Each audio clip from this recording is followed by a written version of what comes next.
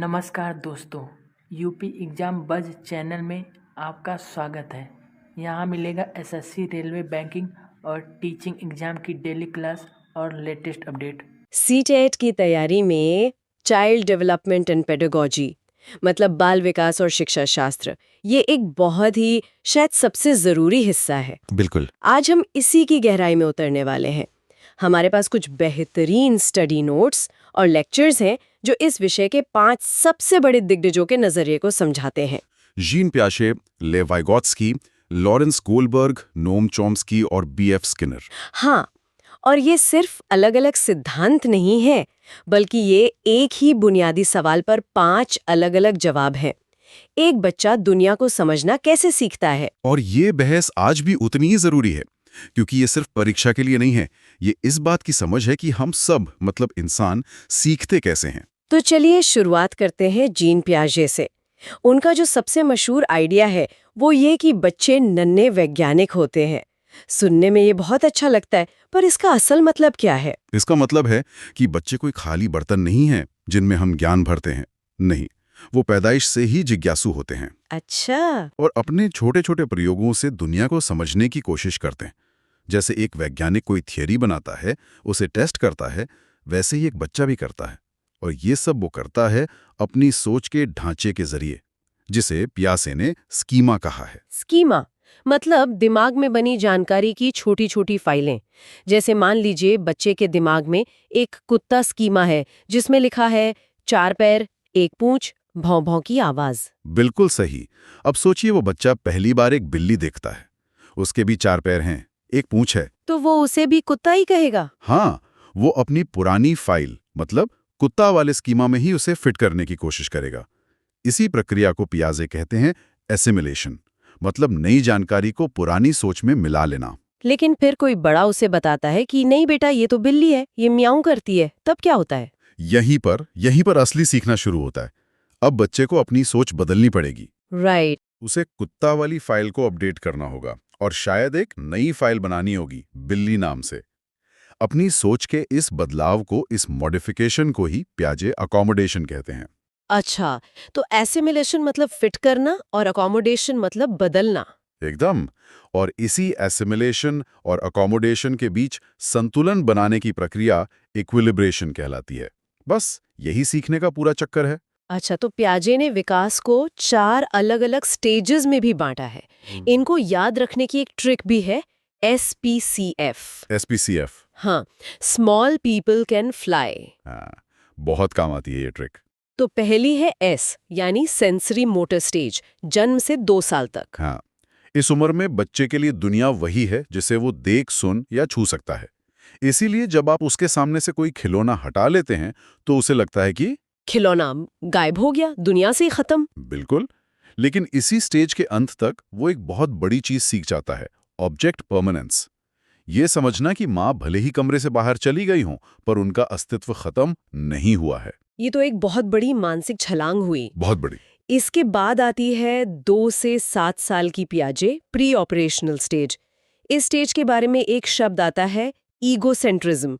ये सुनने में थोड़ा नेगेटिव लगता है। हाँ, ये एक बहुत आम गलतफहमी है। यहाँ ईगोसेंट्रिज्म का मतलब स्वार्थी होना नहीं है। ये एक कॉग्निटिव लिमिटेशन है। बच्चा सच में ये नहीं समझ पाता कि दूसरे का नजरिया उससे अलग हो सकता है। अच्छा। अगर उसे किताब में बिल्ली दिख रही है तो उसे लगता है कि सामने बैठे इंसान को भी वही दिख रही है, भले ही उसकी तरफ किताब का कवर हो। मतलब ये दिमागी हार्डवेयर की एक लिमिटेशन है, सॉफ्टवेयर की नहीं। और इसी स्टेज में लॉजिक की कमी होती है। हाँ, इसका सबसे अच्छा उदाहरण है वो कंजर्वेशन वाला प्रयोग। अगर आप एक चौड़े ग्लास का पानी एक लंबे पतले ग्लास में डाल दें तो बच्चे को लगेगा कि लंबे ग्लास में पानी ज्यादा है। एग्जैक्टली। वो आकार पर ध्यान दे रहा है, मात्रा पर नहीं। लेकिन ये कमी 7 से 11 साल की C कॉन्क्रीट ऑपरेशनल स्टेज में दूर हो जाती है। अब लॉजिक आना शुरू हो जाता है। हाँ, पर ध्यान देने वाली बात यह है कि ये लॉजिक कॉन्क्रीट यानी ठोस चीजों तक ही सीमित होता है, जिन्हें वो देख और छू सकता है। इसीलिए आप तीसरी क्लास के बच्चे को हवा में फ्रैक्शन का कॉन्सेप्ट नहीं समझा सकते। आपको पिज्जा या रोटी के टुकड़े करके दिखाने होंगे। बिल्कुल। उसकी तर्क शक्ति वास्तविक मूर्त दुनिया से बंधी है। और आखिर में F 11 साल के बाद फॉर्मल ऑपरेशनल स्टेज।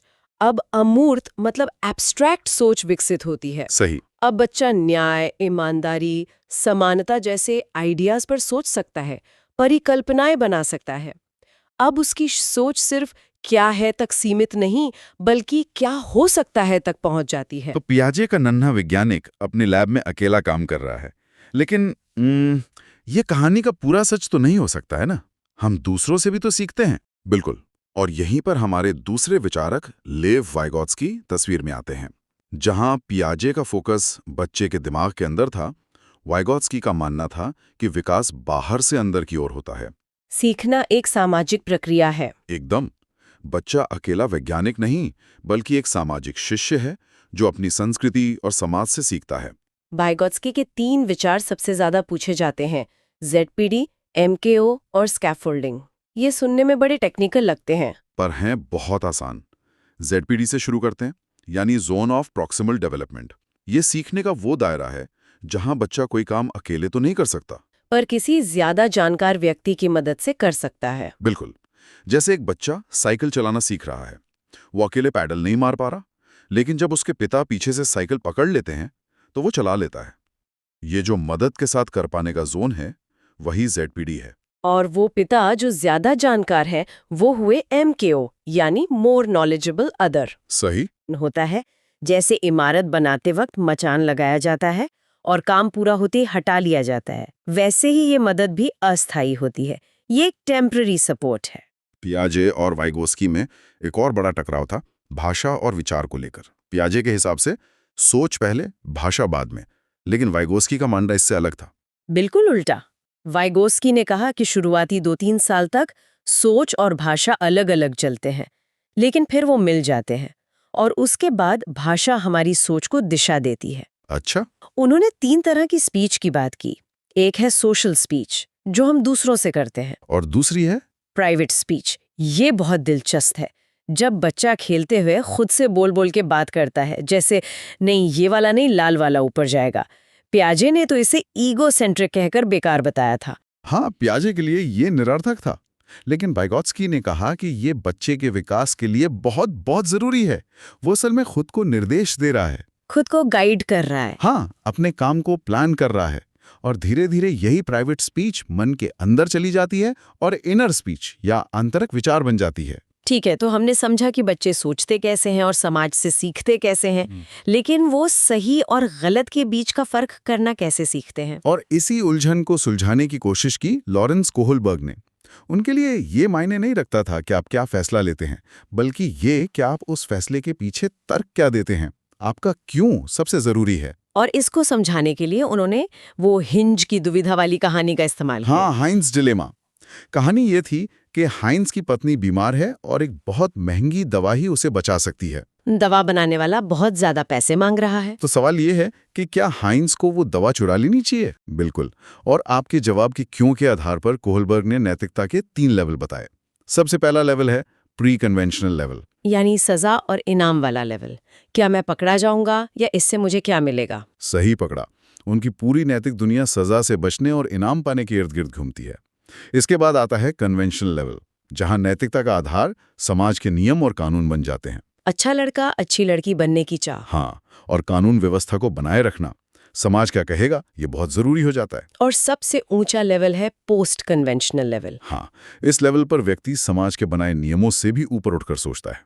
वो अपने अंदर की आवाज, अपने उसूलों के हिसाब से फैसला लेता है कि क्या सही है, क्या न्याय है, किसी की जान की कीमत क्या है। जैसे वो कह सकता है कि चोरी करना गलत है, लेकिन किसी की जान बचाना उससे भी बड़ा सार्वभौमिक नियम है। बिल्कुल, ये नैतिकता का सबसे ऊंचा स्तर है। लेकिन क्या कोहलबर्ग के इस मॉडल से सब लोग सहमत थे? इसकी आलोचना भी तो हुई थी। हाँ, और उनकी सबसे बड़ी आलोचक थीं कैरल गिलिगन।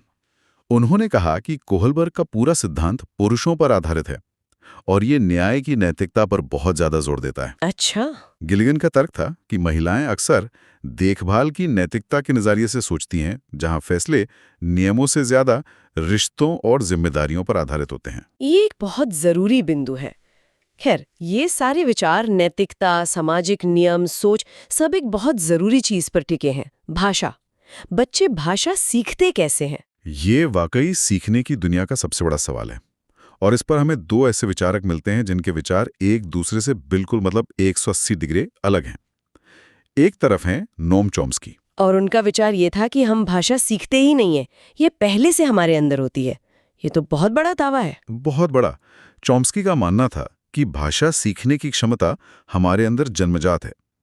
उन्होंने कहा कि हमारे दिमाग में एक लैंग्वेज एक्विजिशन डिवाइस या LAD होता है, एक तरह का मेंटल सॉफ्टवेयर। जो हमें किसी भी भाषा के व्याकरण को समझने में मदद करता है। इसीलिए दुनिया का कोई भी बच्चा कहीं भी पैदा हो, वो कुछ ही सालों में एक जटिल भाषा सीख लेता है। और उन्होंने यूनिवर्सल ग्रामर की बात भी की थी, मतलब दुनिया की हर भाषा की बनावट में कुछ नियम एक जैसे होते हैं। बिल्कुल। और इसका सबसे मजबूत सबूत बच्चों की गलतियों में मिलता है। जब एक छोटा बच्चा बोलता है आई गो टू द पार्क, तो वो नकल नहीं कर रहा। नहीं, अगर वो नकल कर रहा होता तो वेंट बोलता जो उसने सुना है। गोड बोलने का मतलब है कि उसके दिमाग ने पास्ट टेंस बनाने का एक नियम पकड़ लिया है, क्रिया में ईडी लगा दो, और अब वो उस नियम को हर जगह लागू कर रहा है। अच्छा, वो नियम बना रहा है, सिर्फ शब्द रट नहीं रहा। एग्जैक्टली। तो अगर चॉम्स्की का विचार अंदर से बाहर वाला है, तो इसका ठीक उल्टा भी किसी ने सोचा होगा। हाँ, और वो थे BF स्किनर, एक व्यवहारवादी। उनका नजरिया पूरी तरह से बाहर से अंदर था। उनके लिए दिमाग एक ब्लैक बॉक्स था। अंदर क्या हो रहा है हमें नहीं पता, हमें बस व्यवहार पर ध्यान देना है। और उनके हिसाब से भाषा सीखी जाती है नकल, साहचर्य और सबसे जरूरी पुनर्बलन से। पुनर्दलन यानी रेनफोर्समेंट। बिल्कुल। जब बच्चा पहली बार तुतलाकर मामा बोलता है तो माँ खुश होकर उसे गले लगा लेती है। बच्चे को नहीं पता मामा का क्या मतलब है, पर उसे ये पता है कि ये आवाज निकालने से बहुत अच्छा नतीजा मिलता है। यही सकारात्मक पुनर्बलन है। हाँ, और हजारों ऐसी छोटी छोटी घटनाओं से धीरे धीरे आवाजें शब्दों में ढलती हैं। स्किनर के लिए भाषा कोई जादू नहीं, बल्कि ड्रिल और प्रैक्टिस का नतीजा है। कमाल है। तो हमारे पास बच्चे के विकास को समझने के लिए ये 5 अलग-अलग चश्मे हैं। पियाजे का नन्हा वैज्ञानिक, वाइगोत्स्की का सामाजिक शिष्य, कोहलबर्ग का नैतिक दार्शनिक, चॉम्स्की का भाषाई जादूगर और स्किनर का मेहनती छात्र। और ये पांचों मिलकर हमें एक ज्यादा पूरी तस्वीर देते हैं। कोई एक अकेला पूरी तरह सही या गलत नहीं है। यहाँ कुछ क्वेश्चंस दिया गया है, आप इसको जरूर सॉल्व करें।